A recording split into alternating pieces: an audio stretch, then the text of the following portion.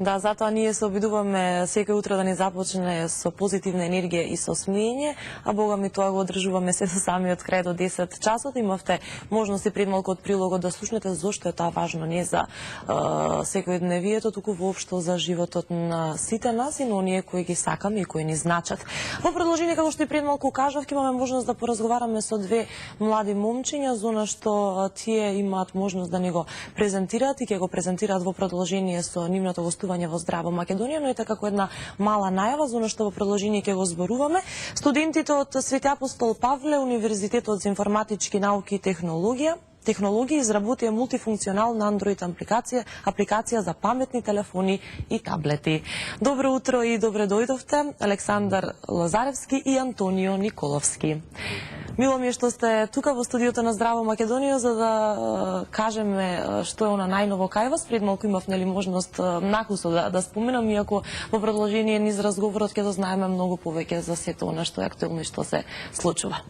Најпрво да ве прашам колку време е потребно да се направи една мобилна апликација за паметни телефони и таблети? Значи, пред се да се заблагодарам што сме на оваква емисија. И нас ни е чест искрено. Чест ни е да гостуваме. За да се изработи една Android апликација за паметни телефони и таблети, потребно е можеби од една недела до неколку месеци. Меѓутоа ние работевме како тим напорно. Значи, јас, Александар и секако нашиот тречлен колега Бојан Анџелевски, кој не присуствува во моментов на... Но е тука позади камерите, да, не следи и имате поддршка, да? Да, и така заедно како тим ја изработивме оваа апликација за месец и половина, напорна работа. Така. Значи беше доста напорно, треба веројатно да се одвои многу време, посветеност, кога нешто сакаме да направиме и да излезе онака како што е првично замислено, треба навистина да се одвои време, без разлика за што и да станува збор. Како работевте како тим од тројца студенти за апликацијата, каков е процесот? Веќе нели споменавте дека сте тројца, но ете малку повеќе околу процесот. Да, на почеток прво од Техномаркет ни презентира кои спецификации кои потреби се, какви потреби ќе треба да има апликацијата, за да можеме да ги сведеме во код или да ги спрограмираме.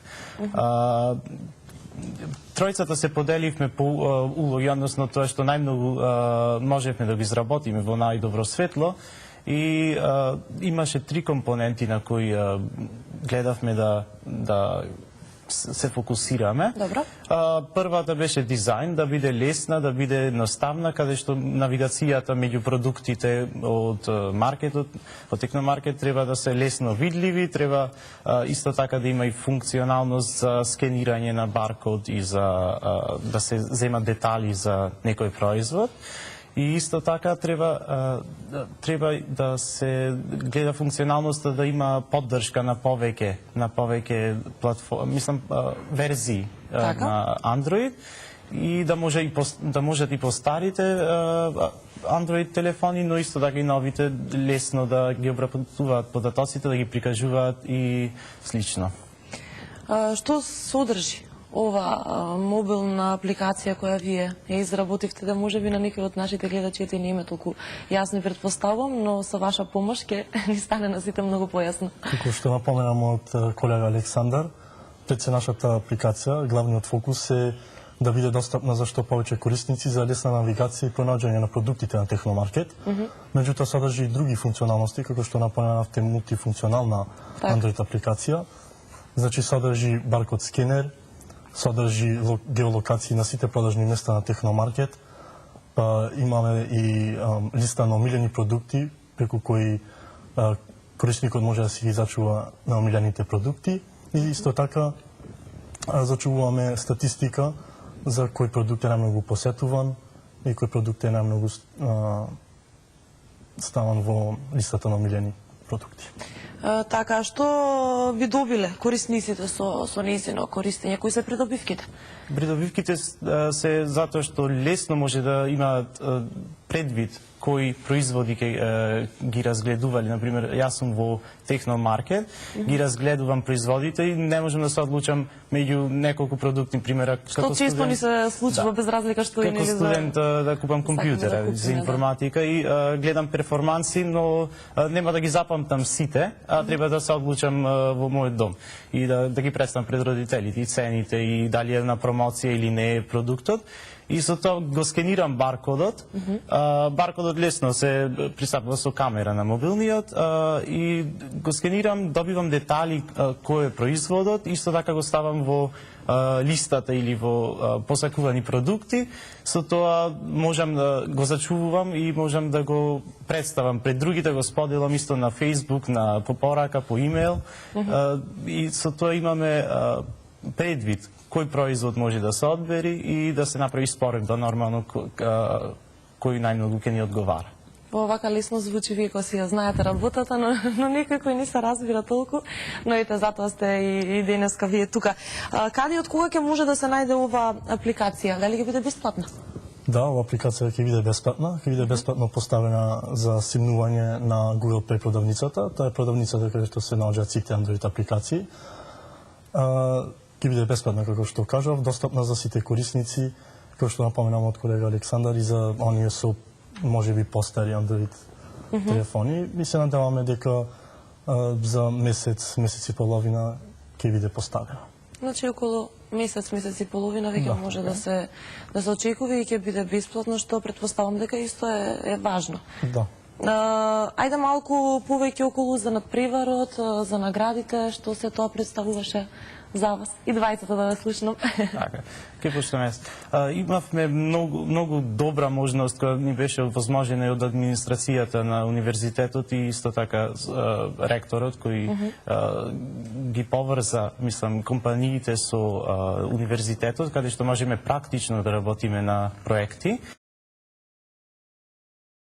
Добро за студент кој ќе има волја да продолжи во индустрија, односно во производство на софтвер, според нашата наука. И со тоа за надпреварот беше огромна можност јас, Бојан и Антонио да се представиме прво како професионалци и тоа со голема сериозност, бидејќи гледавме однапред да се покажеме што повеќе, бидејќи исто така следеа вредни награди. Тоа беа Samsung Galaxy таблет компјутери кои ќе ги употребиме исто така во нашето идно користење, односно развивање на софтвер. Па сигурно, да. Антонио, ти нешто да додадеш? Значи, освен материјалната награда, Samsung таблети за секој член од тимот, ова беше едно големо искуство за нас, преку кое ние се стекнавме со големо знаење, го проширивме нашето знаење. Па сигурно и сатисфакција и стимул за понатаму или да продолжите да правите вакви работи, да бидете уште подобри во иднина, бидејќи животот и кариерата предпоставуваме пред вас, бидејќи сте доста млади, е доста значено кога уште на самиот старт, нели, ќе добиете едно такво признание и пофалба од оние кои малку повеќе се разбираат, нели, во оваа работа. Како студенти на Свети Апостол Павле, кои се вашите предизвици на студиите на овој универзитет? Зошто за ова се одлучивте? Која ви беше идејата, која ви е целта понатаму? Јас започнав бидејќи на универзитетот затоа што беше првиот предизвик е дека на англиски јазик, официјалниот јазик, значи контакт со администрацијата, со професорите и професорите се од странство. Има и македонци, но на англиски е во главно комуникацијата и наставата и со тоа се стекнува искуство, нема потреба да се полага некои дополнителни тестови за во идни компании кои треба да работиме, значи на светскиот пазар имаме цел да се вработуваме. Исто така имаме многу специфични факултети кои се поделени според струката, односно која област во информатиката ја покриваат. Како на пример, јас сум на роботика и вештачка интелигенција. Со тоа покриваме на голем дел на индустрија која се развива сега, исто така и наука. Потоа имаме за компјутерско софтвер инженерство, за комуникации, мрежи и безбедност и за визуализација, за мултимедија и информациони системи.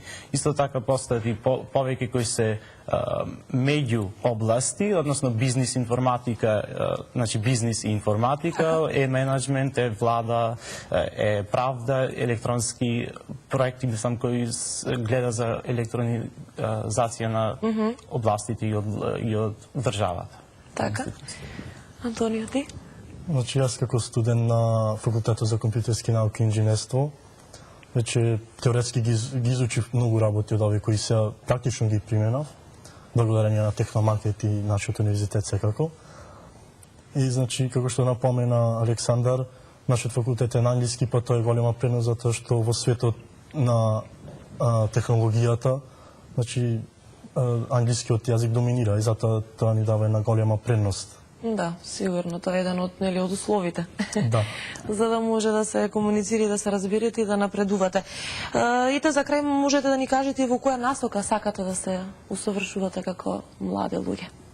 Значи, еве јас лично би сакал да се усовршам во оваа насока и секако овакви големи проекти ми овозможува да се усовршам баш во оваа насока, затоа што сметам дека во Македонија има простор за развивање на баш на овој пазар на Android апликациите за паметни телефони и таблети и ете сакам да придонесам нешто за мојата држава да се развие ова поле. Да, да ги стигне нели оние други земји кои што се во овој домен барем поразвиени од нас.